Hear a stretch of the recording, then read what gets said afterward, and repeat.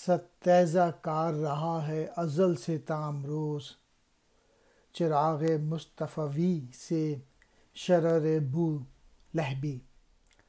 ستیزہ کار، لڑنے جھگڑنے والا، ازل سے یعنی شروع ہی سے، تا یعنی تک، امروز آج کا دین یعنی حال، چراغ مصطفیٰ محمد صلی اللہ علیہ وآلہ وسلم کا چراغ، شرار بو لہبی، ابو لہب کی چنگاریاں۔ یہ جو نظم ہے یہ اسلام کے حوالے سے ہے۔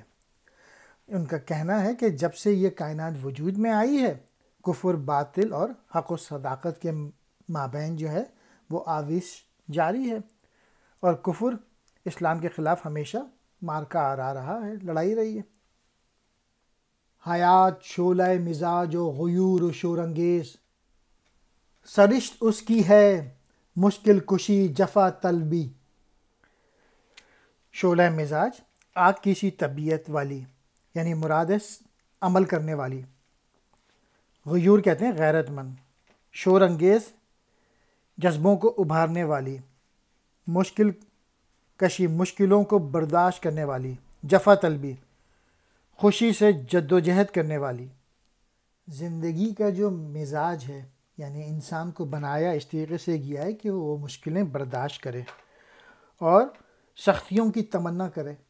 انسان کو محنت کرنی چاہیے اور سختیاں برداشت کرنی چاہیے، یہ ہے مین میسج۔ سکوت شام سے تا نغمہ سحر گاہی، ہزار مرحلہ ہائے فغان نیم شبی۔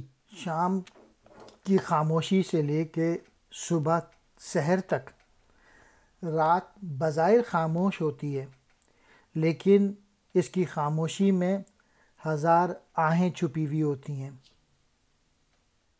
کشا کش غم و گرما، تپ و تراش و خراش،